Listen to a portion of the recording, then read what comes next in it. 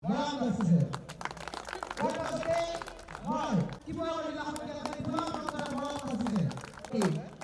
কোৱা ডাঙৰীয়াই কাটাকাট তুলান কৰিছে। মই আমাৰ আৰক্ষী সভাৰ উৰুলি দিবলৈ অনুৰোধ জনাইছোঁ।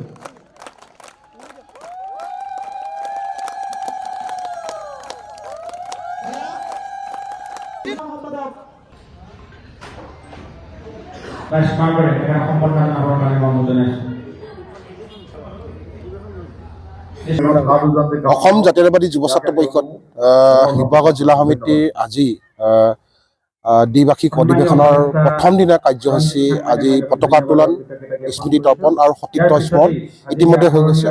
আৰু আজি স্থানীয় শিল্পীৰ দ্বাৰা ইয়াতে সাংস্কৃতিক সন্ধ্যা ইয়াতে অনুষ্ঠিত হ'ব। আৰু অহা কালিলৈ শিৱসাগৰ জিলা সমিতিৰ যিখন বিষয় বাছনি সভা অৰ্থাৎ প্ৰতিনিধি সভা অহা কালিলৈ দিনৰ 10 বজাৰ পৰা আৰম্ভ হ'ব। আৰু অহা কালিলৈ এখন 2024 আৰু 26 বৰ্ষৰ বাবে এখন নতুন সমিতি গঠন হ'ব। আৰু সেই নতুন সমিতিখনে অহা 2 বছৰলৈ অসম জাতীয়তাবাদী যুৱ ছাত্ৰ পৰিষদৰ শিৱসাগৰ জিলা সমিতিত কাৰ্যনিৰ্বাহ কৰি যাব। আৰু এই হেঁপাহতে এই আপোনালোকৰ সামাজিক মাধ্যমৰ যোগেদি আজি এই দ্বিবাৰ্ষিক অধিৱেশনখন সাফল্যমণ্ডিত কৰি তোলাৰ যি ব্যক্তিসকলে দিহা পৰামৰ্শ আমাক আগবঢ়ালে, আৰ্থিক কায়িকভাৱে সহযোগিতা আগবঢ়ালে, সকলোকে আপোনালোকৰ এই মাধ্যমৰ যোগেদি আমি শিৱসাগৰবাসী ৰাইজলৈ আন্তৰিকভাৱে ধন্যবাদ জ্ঞাপন কৰিছোঁ।